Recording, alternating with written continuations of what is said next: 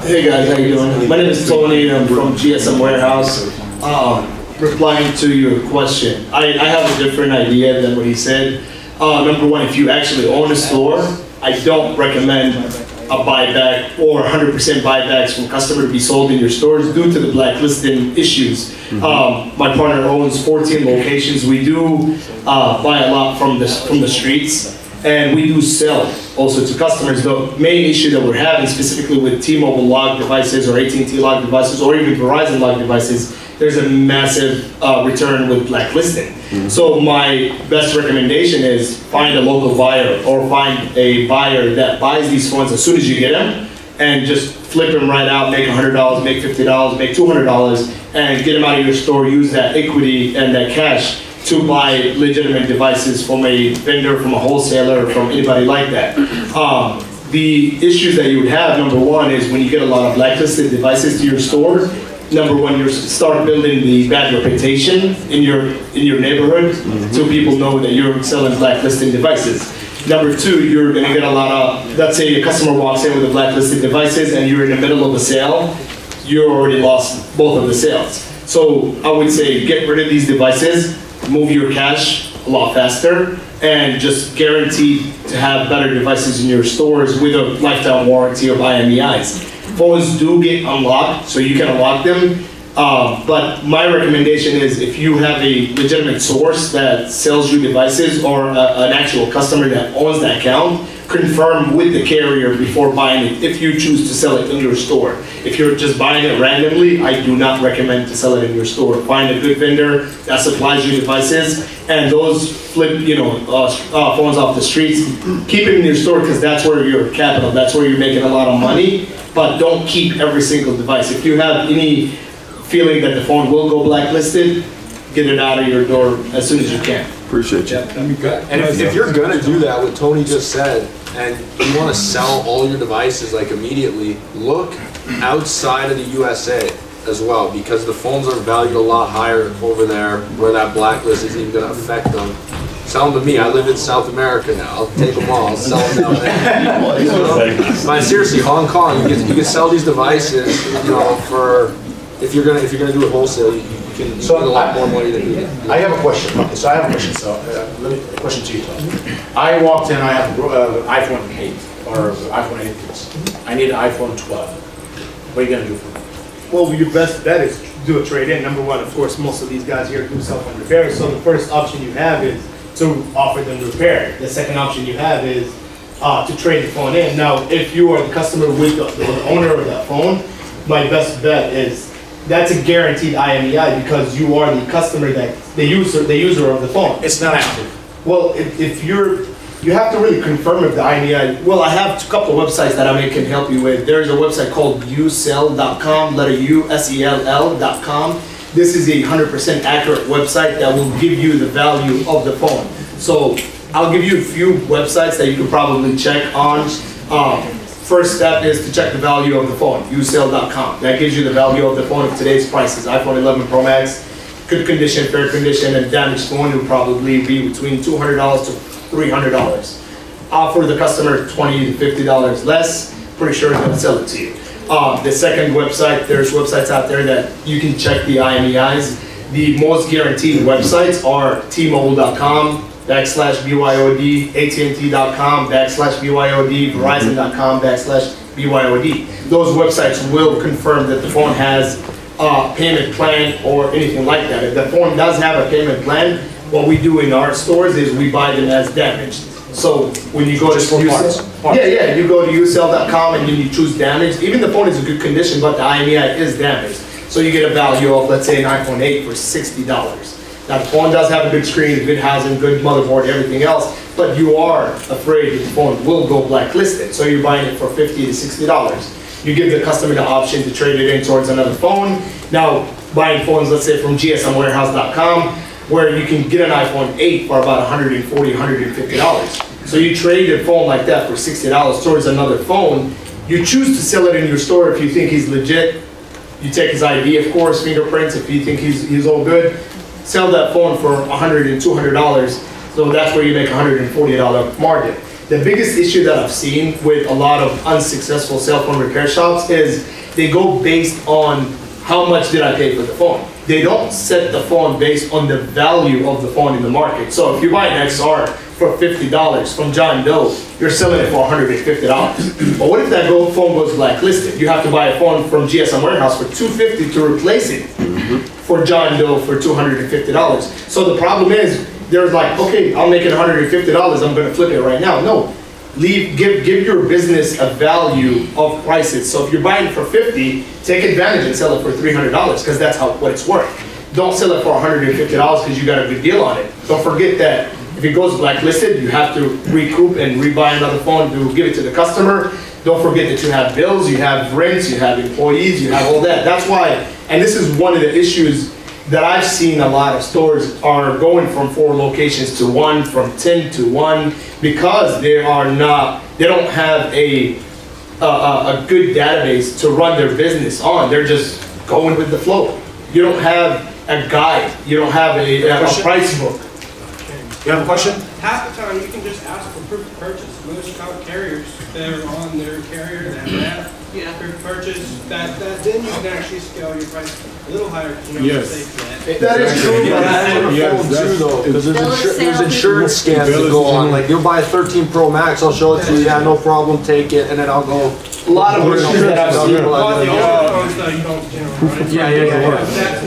That is true, but a lot of these guys do insurance claims. So the minute they sell it to you, they walk out and call Verizon and say, hey, I lost my phone. Now they got $100 from you and they got a brand new phone in the mail. That only happens when you don't. That only happens Well, when you believe it don't or know not, what you're I doing. deal with Because a lot of stores all over the US, and I see this a lot in certain cities and states that you'll be surprised. Yeah, I wanted to just say that we have a whole phone selling panel tomorrow for an hour.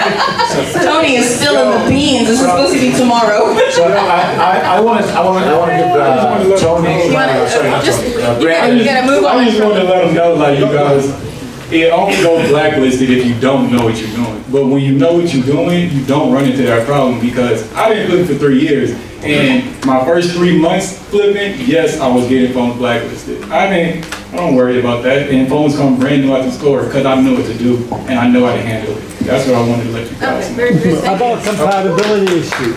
The compatibility issue with carriers now shutting off certain devices and not being compatible on a network. How do you address that? The service is not being compatible. Yeah, for example, you have a device, it's not compatible on a network, because most carriers are shutting down the 3G network. You might have a 4G device, but it's still not compatible on a network. Ahmed was talking about something about that the other day. Or how do you address, like, if you buy a brand new phone from Samsung, right? Right. And you didn't send in your trade-in, right? And if a customer comes and sells you this nice brand new phone that's not attached to anything, Right. how do you know Is it that unlocked or is it's unlocked? It's unlocked, okay. Okay, but how do you, and they bought it from Samsung's website, right? Right. But then that customer never sends in their trade-in, and then Samsung blocks it. That's How do you know that customer, but do you get what I'm saying? How do you know that? There's no way to know that. So, but then you get stuck with that phone, but you the phone's unlocked, it's clear, it's all that, but you don't know that. Like, it shows that all the red, green checks are there, but it's clear. But what happens when Samsung locks your phone? You already sold it to the direct body. No, but what if the direct buyer comes back to you and says, I want my money back? Direct buyer. You know what I'm saying? That's a great area. It's never going to be a solution. Yeah, there is no way to check to see if the phone's clear or not financed or none of that. Do you buy new phones for, like, we don't, if someone comes in with a We buy it like that anyway. No, but we buy, like, at our location, we buy a lot of phones, right? Customer comes in, we run it, it's clear, it's unlocked, it's good to go. And this is a new phone. A new phone. Yeah, and then it gets blocked. Well, that's what I'm saying. They want to sell them. Yeah, they want to make money. You know what I'm saying? What is it? I got something. Let's move on to phones tomorrow. Only one thing you got. So let's look at the thing. Forget about buying broken phones, throwing them. Let's get somebody who will to the store, I know my phone is broken, and I need you to fix it. Well, how much is to fix iPhone 11 screen? I'm not a repair shop. Okay, well, $100, $129. It's more than that. It's about $200. $200. Okay, right. Well, I don't have $200. I have $50. Right? What can you do? Okay, now so listen to the solution. Well, so the example I like to give, and some of the cool guys have already given this example, and we know that fixing an iPhone screen typically is a little bit cheaper, right? Parts are cheaper, the phones are more expensive, but parts are cheaper. So I'd like to talk about the example when a customer walks in with that Note 10 that's broken, right? So I want to flip around a little bit. What does it cost to fix a Note 10? $400. 300 or 400, right? Is that more than what the phone has even cost? Phone flipper? Yeah. Sounds about average. So what do you do? Like, what do you do? Are you really going to fix that phone and charge the guy $400 to fix it, or are you going to sell him something new? The typical problem is that he doesn't have $400 or $600 or maybe even $200 to get that repaired. In his mind, he was kind of budgeting $80, $100, you know, let's see. But the best thing to do is have an alternative solution, right? If you're the best retailer and you're the best solution provider for your customers, you've got something that you can offer him, and it's phone financing, right? So you can offer in your store phone financing, so you've got phones for sale. $50 down, and you can get maybe, what do you say, $1,000 phone is kind of what we say on average. And so the $50 that he thought he was going to spend fixing his phone, because he's cheap, remember, he thinks he can fix it for $50. Now he can get maybe a brand new phone, not brand new, but newer model, S21, Ultra, Fan Edition, whatever. That becomes the solution to the problem, right? The problem is he had a phone that doesn't work. The solution to the problem is you either got to fix it or sell him one that works. So he has a working phone in his hand. Phone financing solves the problem, although an alternative solution, but it's a solution. What do I need? How do you approve your customers? So, plug here for my business, PayVantage, we approve based on income, right? So we understand that most of the customers that come in are credit challenged, subprime, so we're not looking at credit metrics, we look at income, and so we have one really low bar to qualify your customers. It's direct deposit income, so if they have a job. The example I've been giving out on the floor is all the workers over at Chick-fil-A, right? I could walk in there and hand out my brochures and tell every one of them in there that they're approved for financing. So direct deposit income, guaranteed approval. I want to add something on that. As soon as you have the direct deposit, he doesn't. We're looking for income, right? They can make a payment if we know they have income to support that payment. Pass the mic down here. That strategy is also amazing. Then we'll go back to questions. That strategy is amazing for also generating new customers. We at Repairless, we work with a number of people who use PayVantage, and we run Facebook ads, Instagram ads, right to that approval page, and now people are getting approved for money, right? Even if they didn't want a phone, you know, get approved for, you know, what is it, like up to like $1,000 or $1,500. Now they got $1,500 that they can spend at your store, you know, off an ad that they just saw. They were even looking for a new phone, and now you just created that impulse, and you've given them the means to buy that. Very, very good. He's got a question yet, grab that. Our store, and they're brilliant. We have high. Yeah, give it the mic. I want to hear that again. We have high approval rates. We used to use what was it? It's okay. Another finance company, multiple. Yeah, so they did not. We had one approved. No, we didn't even have one approval in the course of a year. Our first week with PayVantage, we had I think 2 customers that week. And then after that, it's just been full selling after that. So PayVantage. Awesome. Yeah. Okay. Your customer walks in with a broken phone, they want to walk out with a working phone. With the minimum payment. So if you make, instead of $300 a pair, that you're going to make maybe $100 from it, why don't you sell them a new phone and make $250, walk out of the door, maybe even trade in the broken phone. Give them $50, take the old one, knock off $50, you made money, and there's another money to be made with the broken phone. Go ahead. Yes, sir. You need to make sure they have insurance on the phone too. You know what, we'll come. If you walk to that side, we'll come this side. You're forgetting about the insurance. Ahmed, next question. I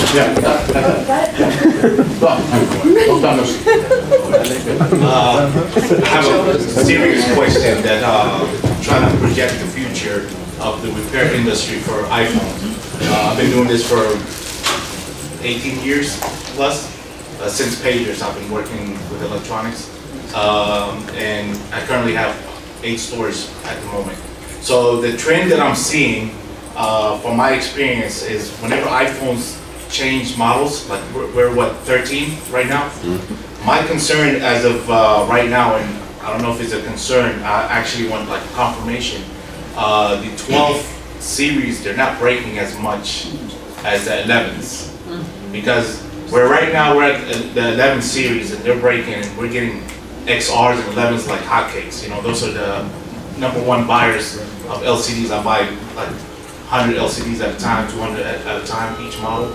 But the 12s is slowing down a little bit, and I'm not seeing them as often through my stores. So I wanted to see, you know, this is a perfect question to ask, you know, the industry. What is the thoughts of the 12 series? Because I know the Pro, I have a 12 Pro Max and it doesn't break. Sure. I've talked a million times. Yeah, it doesn't break like how it's supposed to. I don't have a case. I don't have a case. So that's a concern. So I just want to see where the future of the repair industry for the iPhone Apple products is going. And I want to see. I would say every year for the past 5 years that I've been seeing the changes, we always concerned about what's next. When the iPhone 5S came out, what's going to happen with the fingerprint? When the iPhone XR came out, what's going to happen with this? So the trend of the industry changing, there was always, in my opinion, more issues. So maybe the screen is not breaking, but you're having more IC issues, more board issues. So I think the industry is becoming towards more micro soldering, I would say. So I've been seeing, based on what I've seen in the retail stores that we have, there is a lot of IC issues in the 12s. What kind of IC issues? I can't recall specifically, but I kind of, because I overhear my retail stores, but I know I've seen a lot of like dead power and stuff like that, which in my opinion costs a lot more to fix than a screen, but it does require some, you know, IC work. So I think it may be a good thing to the industry because it may eliminate those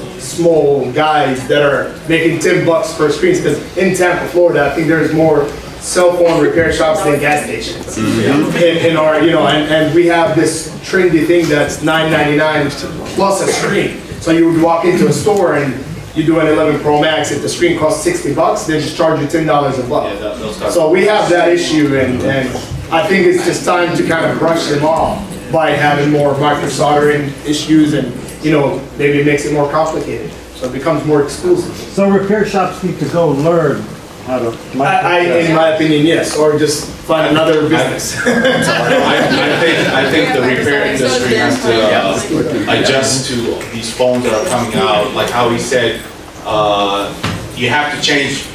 As phones change, you have to change it. Adapt or die. Yes, or you're gonna be the what's that company that's Blockbuster. Yeah, Blockbuster used to deal with Netflix. And exactly. They're hard-headed. They don't want to change. It is what it is. But yeah, you have to adjust. That's the best. More phones, more problems. More money. I just want to add to that a little bit. Well, like Tabitha said, you know, also like we always get that nervousness as new devices come out. You know, you also have to keep in mind that AppleCare is getting a little better for those new devices. So we just really rely on the things that are out of AppleCare. But I also want to bring up the fact that I feel as the independent industry, we really need to look at certifications a little bit more seriously and working with the manufacturers as a little bit more seriously and stop. I mean, I get it, we fight them. A lot of us, not me, but a lot of you that have come to me, some independent shop owners have been really nasty to me because I say we need to find a way to work with manufacturers and they're establishment and you're not going to tell me what to do. But I feel like as serious business owners, we really need to take things like WISE and stuff a little bit more serious and open your eyes and look at it, at least research it and watch it, and because there are some things coming down the pike and it's only going to get better as the years go by, but you really have to be on board to fixing to a standard and having some sort of training that goes along with that and then adhere to that standard, and don't be so close-minded as I've been fixing for 10 years and I don't need to do what you tell me to do. You know, we really need to just look at that.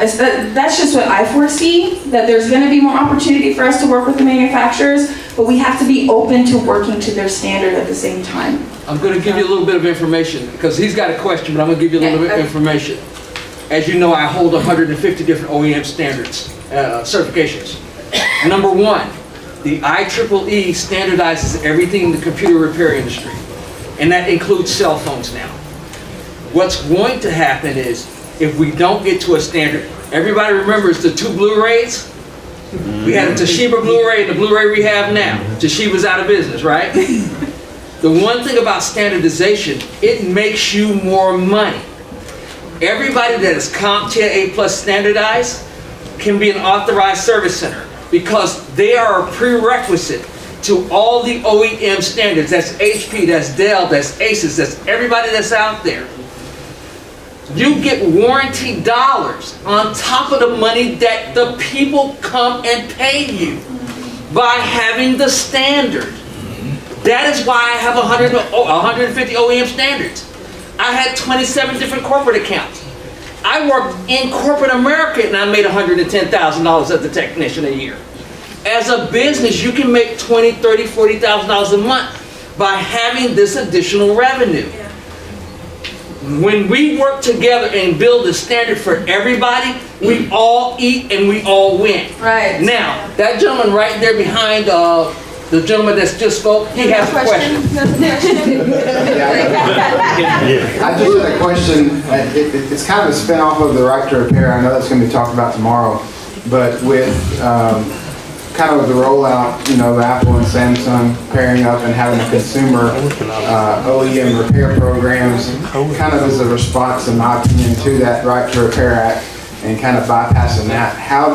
I just wanted to hear some opinions on. I've heard both sides. It's going to shut down the repair industry, and the other side, you know.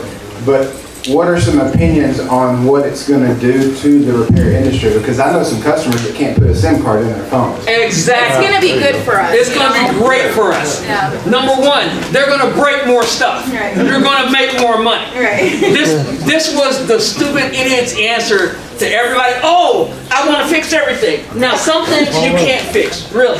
When we talk about some complex repairs, they're not going to fix it. We know there's a touch problem with iPhones, right? They're not going to be able to fix it. The microsoldering, they're not going to be able to do. It's going to, number one, put more broken parts in it. I have people all the time that call me. Oh, I tried to fix my DC jack. Can you come and help me out? I get 20 or 30 calls a day like that because they tried it. It's going to make your job better. You do need to diversify your skill set, though. Exactly. So if that's taken like Ben's, Ben's course is great, guys. We have a micro soldering course that we're launching it in person, but I know even my own students have taken Ben's micro soldering accelerator, and I can tell you, even as a school that has, we just do in person, we don't have an online thing, I still will recommend people to him that are comfortable learning online. Anybody can learn online, he'll tell you that. I know some people want to learn in person, but diversifying your skill set so then you can service those phones as they start to come in. Also offering a service where people can bring you what they've got from Apple and you install it for them. I used to do that, oh my gosh, back when the iPhone 4s were in, because everybody was always buying their parts online, and so I just started having like a labor fee just to install things, you know? And so just thinking outside the box, but it is going to be better for us, and it's going to definitely open up for higher end skill sets that you're going to need to fix what people break. You know what I mean? It's more about us being able to repair and not about consumers being able to. Say that one more time? It's more about us getting the right to repair, not the consumer. Right, and I do wish that there was more effort towards stores getting the right to repair, but in the legislation, you know, they're fighting for the owner of the phone. So, you know, I support the right to repair, I support WISE too, because in reality, I want you to be able to repair the phones with the tools and the parts from Apple, Samsung, HTC. So that's why I have that equal balance of support. I do support the right to repair, but I also support WISE because I want to work with those manufacturers. I didn't want the customers to have access to that, but now they're starting a program. That's fine. That's just going to help us even more. Okay. It'll also educate customers that they can repair their phones, right? A lot of people don't even know that that there are all of you guys out there, right? They may see your stores, but they might not go in. So this kind of legislation will really help them open their eyes to, they don't have to go to Apple to then get their phone. My mom called me the other day to ask if we could put a battery in it. Yeah. I got here, the guy is going to help you to bring more repairs. Yes. Okay, tell us a little bit about AKKO. Eric Schneider. Did I say the name? Yes. AKKO. Okay. All right. AKKO like taco. Taco. AKKO like taco. Explain us a little bit about the program. What's the benefit for stores and how it's going to bring them more repairs? Yes, you talked about bringing retention back to when a customer leaves the store. You want to make sure if the phone breaks, they're coming back to you. So you both want to make money up front and then also on the repair. So what we do at AKKO is we basically enable anyone to sell phone insurance. So we're completely independent, basically a more modern customer-focused version of Assuria. So you sell a phone, either it can be new or used or refurbished phone. It doesn't have to be a phone you're selling. It can be someone brought a phone into you, you just repaired it. You now sell that plan to them. We'll pay you $20, $25 up front for the phone insurance you just sold to them. And if that phone breaks, we're going to guarantee that repair to go back to you, to your shop. So you're making money on the upfront and also on the repair itself. We pay full rate for you guys to do the repair. Walk me through a transaction. I have iPhone 12 Pro Max. Yeah. I bought it from his store, right? Yeah. One of the stores. Somehow. So you can either, if you're buying it from the store, from you guys are selling it yourselves, or someone just brought it into you and it was already broken. Doesn't matter to us. We have a little portal. It takes a few minutes to sign up for the actual portal. All you need, you pull up the iPhone information. It will tell you the pricing of it and the deductibles. So say, hey, this phone is $10 a month. Our phone prices range between $5 and $12 a month. So it's the most affordable, best, and low deductibles. The max deductible is $99 for the customer. So you pull that up in the portal. All you put in is the customer's cell phone number and their credit card information, and they then get a text message to activate their account. It's that simple. They then leave the store. They have their account. They go about their day. A month later, their phone breaks. They file a claim through our portal. We have a modern app, the best reviews in the industry, so we're top rated by Gadget Review, Investopedia, Benzinga.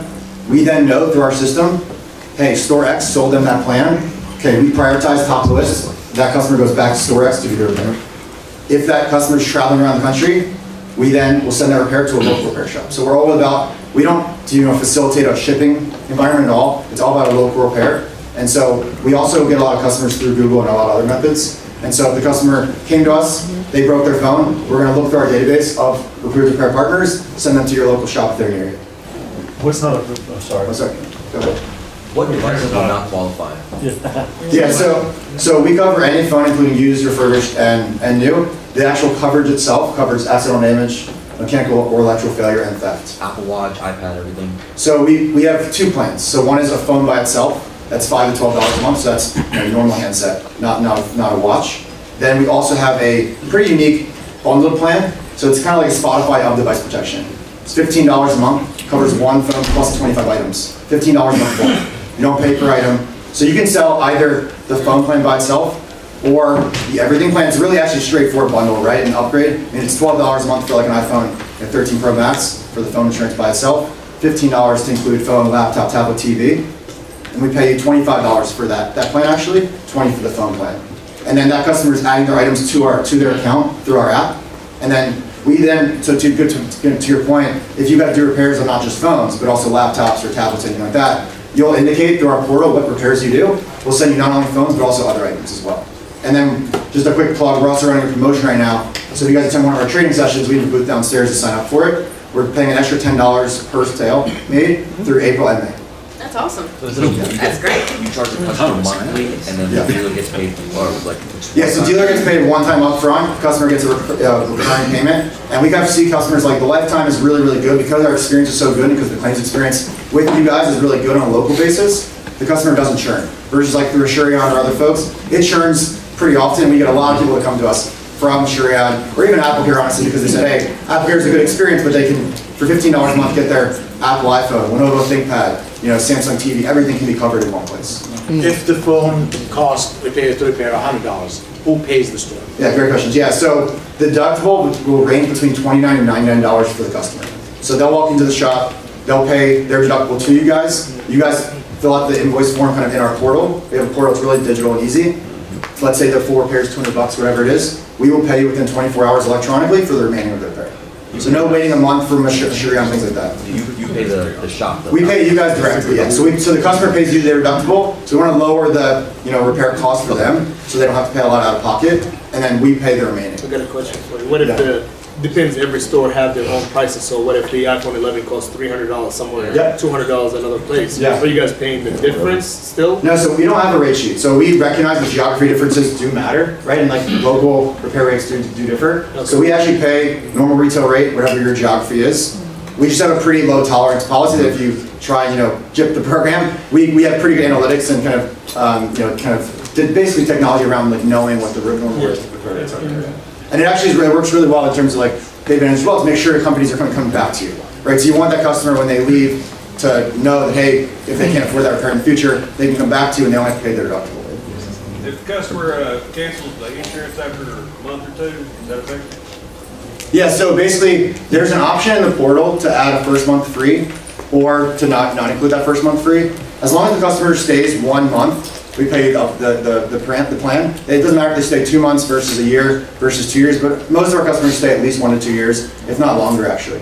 Yeah. How many claims per year? Unlimited. So yeah, so the plan itself is unlimited claims. There's no limit on the plans. Yeah, basically, sorry? Covers TVs? TVs is covered in the everything plan, not in the phone only plan. And basically, because it sounds too good to be true for the customer, right? But basically the way it works is we're a technology company. I personally come from the technology space, don't come from the insurance space, so we kind of took the view of let's bring modern technology, fraud detection, right, and a really claims automated platform into this, and to make sure that the rates can be really fair to customers, but also make sure that it's actually affordable and a really good experience. Does it cover motherboard repair? Sorry? Motherboard repair or iPhone?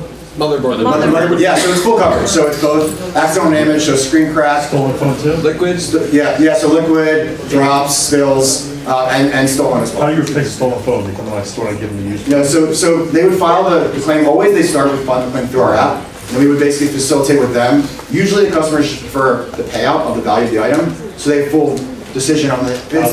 Well, it's the current value of a refurbished item. So that's where we kind of use some other sources. That's another question. So what if, going back to the flipping phones, what if we buy a 12 Pro Max from the streets for $300, then you want to sell it to your customer? Can you push that insurance on it just in case it comes back blacklisted 6 months later? You can. So we don't have insurance for blacklisted. Like we don't have insurance around if it's blacklisted. You get Well, keep the insurance on the phone. Yeah. But if it goes stolen, you can sell the insurance for the phone, and if it goes stolen, yeah, we can. If it's stolen, the stolen part is covered. We wouldn't cover like the uncertainty if it's blacklisted or not, right? But we cover if the phone gets damaged or stolen itself. Cover drones. We do not cover drones, so we don't cover this. We can have more information on like exact coverage for that everything plan. But yeah, mechanical or motorized vehicles, drones, electric scooters are not covered because then you kind of get into this gray area of like e-bikes and cars. Where do you stop? So we're really like it's kind of consumer electronics, photography equipment, audio equipment, all covered. And how about commercial clients? Sorry? How about commercial clients? So we actually do offer recently small business plans as well. So that's a somewhat separate kind of program that's more of a recurring revenue opportunity actually. So it's about 10% recurring revenue for any small business plans. We basically make it more of a flat rate policy for them, $8 a month per phone, $6 a month per laptop or tablet. And there's a little separate process on how we kind of facilitate that. It's not through the portal, it's for a customer at point of sale or point of repair. It takes like 2 minutes to sign them up. That's it's easy, but it's a little bit separate, but we do cover that. There's a limit on the claims? It's unlimited claims. You have a question there? Yeah.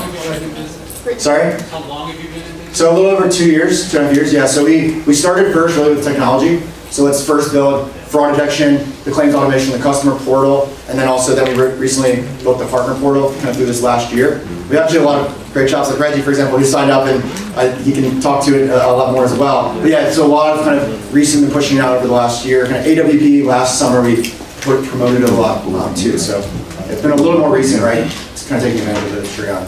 Is your insurance backed by any name that we know? So we do. It's backed by an A-rated insurer called Victoria Corporate. They have over $100 million in committed assets, and they're A-rated paper. Yeah. So our company, We are backed and financially kind of been growing by multiple kind of venture capitalists and folks in the insurance space. But then separately, all of the insurance kind of component is backed by an A-rated underwriter, so they do pay all the claims on that side. Yeah, thank you. Do you have any videos on the website, like a sales pitch or for employees to understand how that works in the visual? Yeah. And you come in and just say, that's how it works, read it.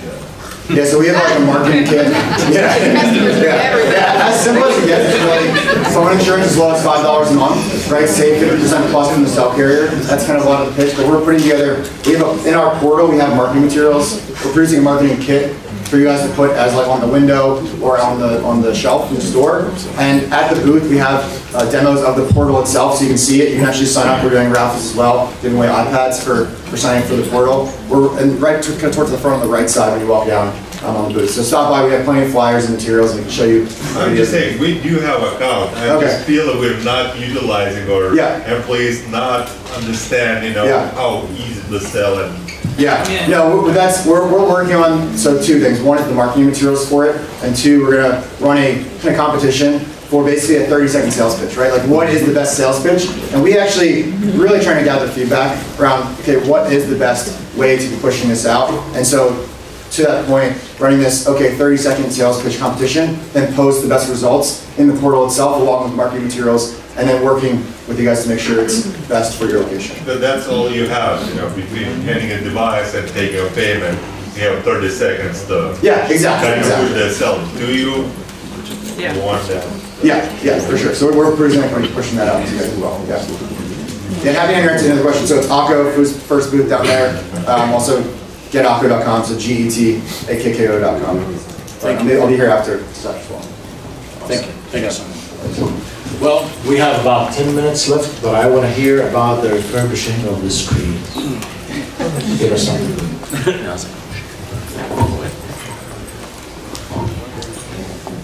And what's the difficult about it? Why is it so hard? You don't get the right training.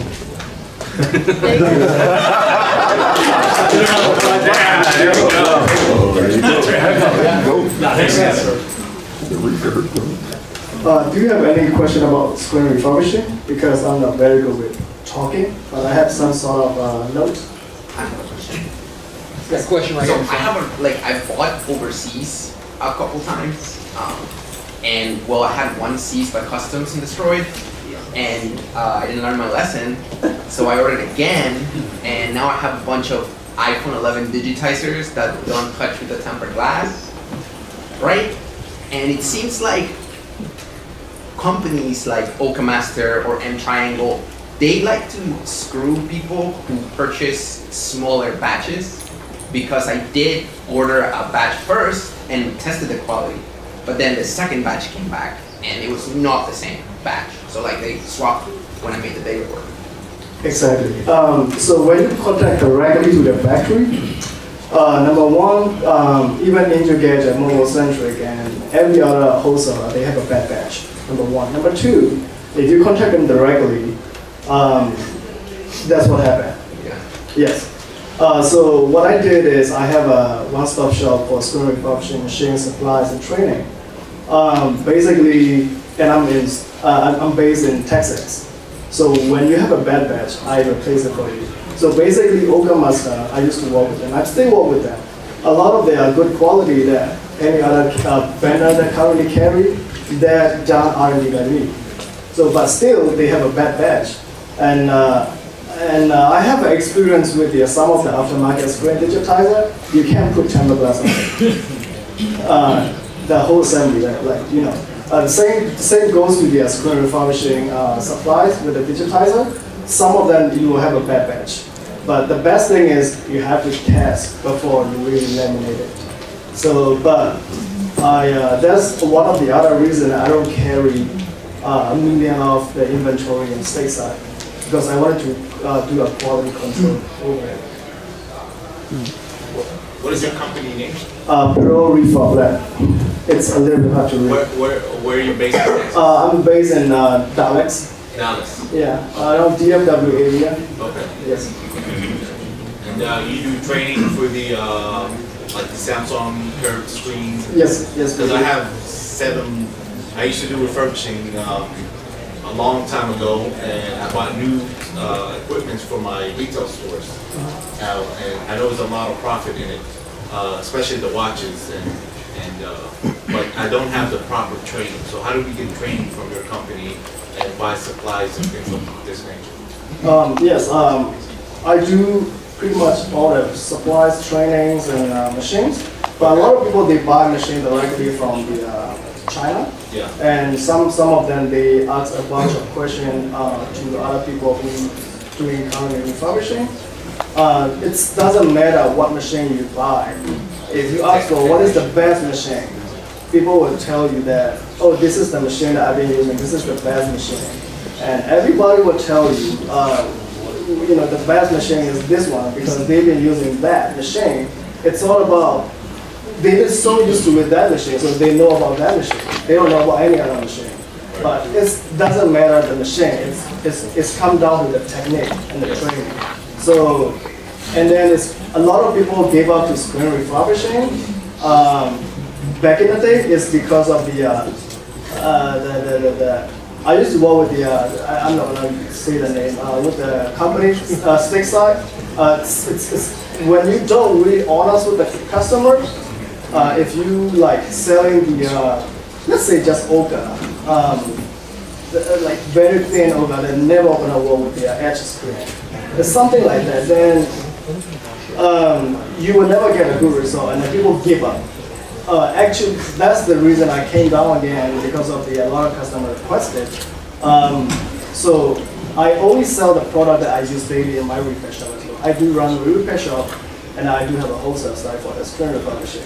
So the whole thing is like, it doesn't matter what machine you use, it's all come down to the technique. And then you cannot compare with the technique that you have experienced 6 years ago, 5 years ago. It's totally changed. The machine has changed, the technique has changed, and also like if you contact directly to a factory, they will just try to sell a bunch of stuff that you don't really need it. You used to work with Oka Masters? Yes, yes. Yeah, yes. I was in their factory. Yes. 5 years. Yes, I do a lot of R&D for them, and a lot of the newer machine that we design together. So basically, when they have a new product, they send it to me, and I did R&D, and even the same King, and even the NASA, the M triangle, they send a machine to me because sometimes I just like to do R&D for no reason. That's why I used to talk to the factory. What is R&D? Research and development. Yeah. Do you have a booth? Or? I don't. I want to give Naw a recommendation because Naw actually, a couple of my students took his class, and one of my students was working out of his house. He's an engineer. When I met him, he said, "I'm not ever going to leave my career. You know, this is like a great career. I just want to make extra money." Well, within just a few months of taking Naw's class, he was doing refurb out of his garage. He was doing $3,000 a week. He left as an engineer and opened a warehouse. He only does B2B. And now he's selling screens all over the country. He just does business. The reason he didn't want to open stores when he came to us is he could not bear dealing with retail customers. And so I sat down, I figured out what his needs were, and I said, you really should work with Naw and do some refurb, do more B2B. And he kind of did what he had to do, is putting his face out there and you know, getting that B2B business. And now he has a warehouse there. That's what he does full time, is refurb, and he doesn't have to deal with retail clients. He just does for the businesses. So I made Naw's place to go for refurb. Thank you. Good. I got one thing I want to address. 3 minutes. I only need 30 seconds. How many people besides cell phones are doing computer repair in your store? Are you monetizing every way to do computer repair? No. If not, then you need to stop by our booth and come talk to us so we can help you discover 10 to 12 more ways for you to get more revenue. All right. Yeah, okay. Yeah, that's very good. Yeah. I just want to add too, same thing there. If you're not doing game console repair, you're missing out. Yeah. Ever since COVID hit, You can't buy consoles like you used to, okay? You need to be repairing consoles, and if you don't know how, come down to the booth, check us out, add it to your shop, okay? Get your technicians trained, get yourself trained, whatever you need to do, you need to add it. And we got a question here, he had one first. What's y'all's boots? Cellbotics. Big booth right in the front. As soon as you walk in the first booth. The girls yelling at you and waving you down. We got a spinny thing, come get it, a prize. Cellbotics. We're all We're together. This one right here. Yeah, I just have one question for AKKO, and I hope I'm not putting you on the spot here, but being in the industry for a while, we've seen a lot of companies come and go that offer the same thing, and unfortunately, there's a lot of repair shops out there that took advantage of the situation, and you guys know what I'm talking about. You know, they'll make a fake claim, create a fake account, and of course that kills the whole business. What kind of things do you have in place to keep that from happening? Yeah, no, so that's a great question. And that's why, honestly, one of our best partners has been, kind of repairs first, right, and getting the industry set up. But really, it's technology, one, and then two, zero tolerance policy. So on the technology side, we have a fraud detection process, so up front. So it prevents when a customer registers their phone. So I mentioned earlier, customer, gets a text message to activate their account. They have to sign up and add they have to have photos of their phone. So they have to have photos of the phone from the mobile app. It has metadata in the photo, so you can tell which phone it was taken from. We use other technology around the photo verification of the actual upload of the item itself. And so when the claim is filed, we then look back at the photos and the upload of the item to verify it. So it's not just saying, taking the customer's word, oh, this phone is uploaded. It sounds similar to stuff that was already in place with other companies that we dealt with, and they folded, and that was the reason why they said they folded. At least with, do you guys do other industries other than repair industries? Like, do you sell this product through carriers and?